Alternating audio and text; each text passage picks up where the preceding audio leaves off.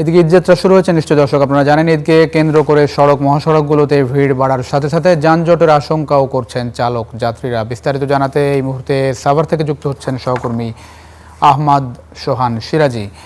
সিরাজি, শুনতে পাচ্ছেন নিশ্চয়ই? আমাদের সঙ্গে একই সঙ্গে যোগ দিয়েছেন গাজীপুর থেকে সহকর্মী হুসাইন আলী বাবু।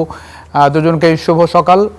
আমি একটু জানতে চাই, সকালে আজ থেকে তো ঈদযাত্রা শুরু হলো, আমরা সকাল থেকে দেখছিলাম যে ঢাকার রাস্তায় ঈদযাত্রায় বিভিন্ন গন্তব্যে মানুষ আসলে ছুটে যাওয়া শুরু করেছেন। কেউ বাস স্ট্যান্ডে যাচ্ছেন, কেউ ট্রেন স্টেশনে যাচ্ছেন। তো সেই জায়গা থেকে আপনারা যেখানে আছেন ঈদযাত্রার খবর জানাবেন, একই সঙ্গে ভোগান্তি যানজট আছে কিনা এই সকালে একটু জানতে চাই। প্লাবন, ধন্যবাদ আপনাকে। শুভ সকাল। আমি এই মুহূর্তে রয়েছি সাভারের যে বাজার বাস স্ট্যান্ড এলাকা রয়েছে, সেই সাভার বাজার বাস স্ট্যান্ড এলাকায়।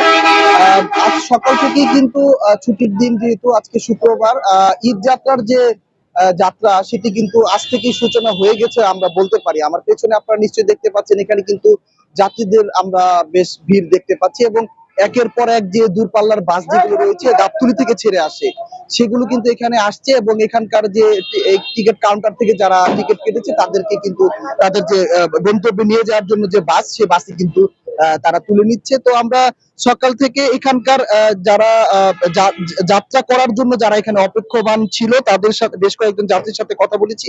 এদের মধ্যে বেশিরভাগই কিন্তু উত্তরবঙ্গগামী যাত্রী রয়েছে।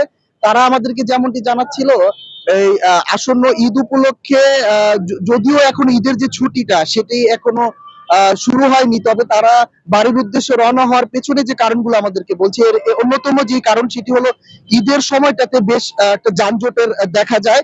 সেই যানজট এড়িয়ে যাওয়ার জন্যই কিন্তু তারা কিছুটা পূর্বেই সেই যাত্রাটা শুরু করে দিয়েছে। এবং আরেকটি বিষয় তারা আমাদেরকে জানাচ্ছে যে ঈদের আগ মুহূর্তে ভাড়া কিন্তু অনেকটা বেড়ে যায়। তো সেই জন্য অনেক এই যে ভাড়ার যে এক্সট্রা যে টাকাটা, সেটা সেভ করার জন্য কিন্তু অনেকে চলে যাচ্ছে। তবে এই সাভার অঞ্চল যেটা একটি শিল্পাঞ্চল এলাকা, এখানকার বেশিরভাগ যে যাত্রী রয়েছে তারা কিন্তু যে বিভিন্ন পোশাক কারখানার শ্রমিক। তো সেই পোশাক কারখানার ছুটিটা এখনো শুরু না হওয়ায় সেই রকম কিন্তু চাপ আমরা রাস্তায় দেখতে পাচ্ছি না যাত্রীদের। এর পাশাপাশি পরিবহনেরও কিন্তু খুব একটা চাপ নেই এবং যানজটও কিন্তু কোথাও নেই। সাভারের যে দুটি মহাসড়ক রয়েছে, ঢাকা আরিচা এবং নবীনগর চন্দ্রা যে দুটি মহাসড়ক, দুটি মহাসড়কের কোথাও কিন্তু যানজটের কোনো লক্ষণ দেখা যায়নি। এবং বেশ কয়েকটা স্পটে আমরা খবর নিয়েছি, সেখানে কিন্তু যাত্রীদের কিছুটা যাত্রী দেখা গেলে তেমন কোনো যাত্রীর ভিড় কিন্তু আমরা দেখতে পাচ্ছি না। এবং সড়কের যদি আমি একটু জানিয়ে রাখি আপনাদেরকে, যে সাভারের যে সড়ক যেগুলো রয়েছে সেখানে যানজটের যে আশঙ্কা সেটি করা হচ্ছে মূলত নবীনগর চন্দ্রা মহাসড়কের বাইপাইল থেকে শ্রীপুর পর্যন্ত যে অংশটি রয়েছে, এই অংশে ঢাকা এলিভেটেড এক্সপ্রেসওয়ের যে নির্মাণ কাজ, সেই নির্মাণ কাজ চলমান থাকার কারণে ওই অংশটিতে কিছুটা যানজটের কিন্তু আশঙ্কা করছে স্থানীয় যারা রয়েছে তারা। তবে এই বিষয়টি যেন তীব্রতর না হয় সেজন্য সাভার যে হাইওয়ে পুলিশ রয়েছে তারা এবং জেলা ঢাকা ঢাকা জেলা পুলিশ এবং হাইওয়ে পুলিশের পক্ষ থেকে তারা জানিয়েছে যে এই নবীনগর চন্দ্রা মহাসড়কের বাইপাইল থেকে শ্রীপুর পর্যন্ত যে এলিভেটেড এক্সপ্রেসের কাজের কারণে যে জ্যামটা হয়, সেই জ্যাম প্রতিরোধে তারা কিন্তু অতিরিক্ত যে আইন শৃঙ্খলা বাহিনীর সদস্য তাদেরকে মোতায়েন করা হবে। এর পাশাপাশি স্থানীয়ভাবে কিন্তু বেশ অনেক স্বেচ্ছাসেবীও কিন্তু সেখানে ইতিমধ্যে কাজ শুরু করে দিয়েছে। এর পাশাপাশি ঢাকা আরিচা মহাসড়কের দুই পাশে কিন্তু ব্যাপক ফুটপাত দখলের চিত্র আমরা দেখতে পাই সারা বছর ব্যাপী। তো সেই বিষয়টিও কিন্তু জ্যামের একটি অন্যতম কারণ হয়ে থাকে। সেই লক্ষ্যে গতকালকে আমরা দেখেছি উপজেলা প্রশাসনের পক্ষ থেকে কিন্তু এই যে ফুটপাত উচ্ছেদ অভিযান সেটি কিন্তু পরিচালনা করা হয়েছে।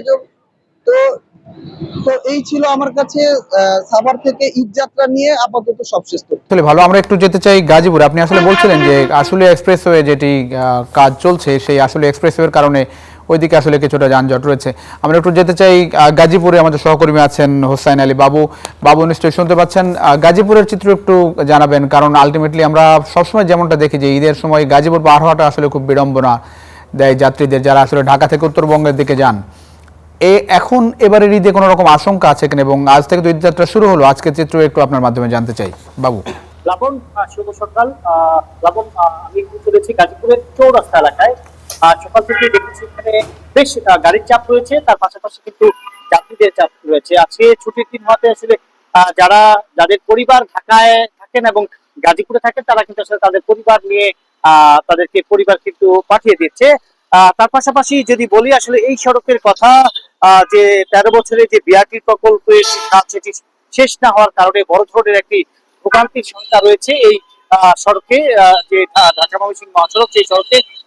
গতকালকে আসলে এই বিআরটি প্রকল্পের একটি অংশে ফ্লাইওভার খুলে দেওয়ার কথা থাকলেও কিন্তু আসলে ফ্লাইওভার কিছু ত্রুটির কারণে আসলে খোলা হয়নি। আজকে কিন্তু সেটি খুলে দেওয়ার কথা রয়েছে। যদি এটি খুলে দেওয়া হয় তাহলে আসলে এই ঢাকা থেকে যেসব গাড়ি ছেড়ে আসতেছে, যেসব গাড়ি আসলে ছেড়ে আসবে, সেসব গাড়ি কিন্তু এখানে এসে যে জটলাটা সৃষ্টি হয়, দীর্ঘক্ষণ তাদের অপেক্ষা করতে, সেটা কিন্তু আর হবে না। সেটা কিন্তু একেবারে এই ফ্লাইওভার দিয়ে তারা স্বাভাবিকভাবেই তারা জামালপুর, ময়মনসিংহ, নেত্রকোনা, শেরপুর, হালুয়াঘাট, ডুবাউড়া এইসব এলাকায় স্বাভাবিকভাবেই যেতে পারবেন।